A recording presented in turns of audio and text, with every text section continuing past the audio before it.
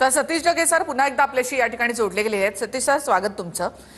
एकीकडे ज्यावेळेला युद्धविराम झाला त्यावेळेला देखील आपल्या सरकारने ते जाहीर करण्यापूर्वी किंवा पाकिस्तानकडनं जाहीर करण्यापूर्वी डोनाल्ड ट्रम्प यांनी ट्विट करत त्या संदर्भामध्ये जाहीर करून टाकलं की भारत आणि पाकिस्तान यांच्यामधलं युद्ध थांबलं। त्यानंतर आज ज्यावेळेला पंतप्रधान नरेंद्र मोदी 8 वाजता देशाला संबोधित करणार आहेत, तर अशा वेळेला डोनाल्ड ट्रम्प येतात आणि ते असं म्हणतात की आम्ही हे युद्ध थांबवलेलं आहे। दोन्ही अण्वस्त्र सज्ज असे देश आहेत आणि त्यामुळे पुढे धोका नको म्हणून आमच्या प्रशासनाने प्रयत्न केले आणि युद्ध थांबवलं।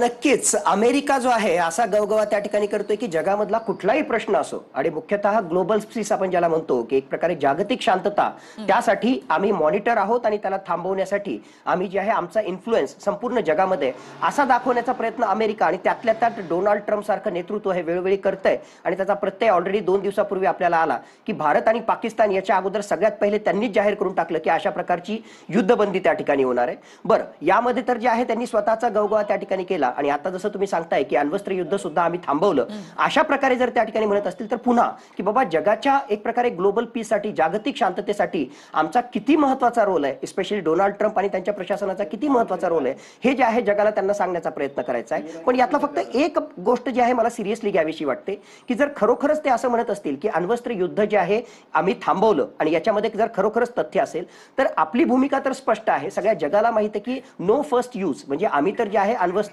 पहिल्यांदा वापरणार नाही हे सगळ्या जगाला माहिती आहे, ते आमचं जे न्यूक्लिअर डॉक्ट्राईन आहे। पण पाकिस्तानच्या बाबतीत मात्र जे आहे ते खरं नाही, त्यांचे नो फर्स्ट यूज अशी तर काही म्हणजे तशा प्रकारची पॉलिसी नाहीच आहे। आणि त्याहून महत्त्वाचं इररिस्पॉन्सिबल, ते जे आहेत इररिस्पॉन्सिबल आहे, एक्स्ट्रीमिस्ट इस्लामिक आयडिओलॉजी असणारे असे त्यांचे मुल्ला मुनीर हे लष्कर प्रमुख आहेत आणि जबरदस्त पगडा त्यांच्या लष्करावर अशा आयडिओलॉजीचा असल्यामुळे कधीही या न्यूक्लिअर वेपन्सचा गैरवापर होऊ शकतो आणि जागतिक शांततेला धोका निर्माण होऊ शकतो, हे सत्य आहे। काही दिवसापूर्वी म्हणजे काही 1-2 दिवसापूर्वी ज्या प्रकारची बातमी आली होती की पाकिस्तानमध्ये एनसीएचं म्हणजे त्यांची जी न्यूक्लिअर कमांड ऑथॉरिटी आहे, जी नॅशनल कमांड ऑथॉरिटी जी मुख्यतः न्यूक्लिअर वेपन्सच्या वापराविषयी निर्णय घेत असते, अशा प्रकारची बैठक होणंच म्हणजे खरोखर सिरियस गोष्ट आहे। आणि अशा प्रकारची काही इनपुट जर पाकिस्तान अमेरिकेकडे आले असतील की पाकिस्तान अण्वस्त्रांचाही वापर करू शकतो, तर माझ्या मते ती खूपच सिरियस बाब आहे। आणि जर पाकिस्तानवर अशा प्रकारचा दबाव टाकण्यामध्ये अमेरिका यशस्वी झाला असेल तर यामध्ये काही तथ्य असू शकतं आणि अमेरिका काही करो की न करो, आपण जे आहे तशा प्रकारची इनपुट किंवा तशा प्रकारचे इंटेलिजन्स आपल्याकडे असेल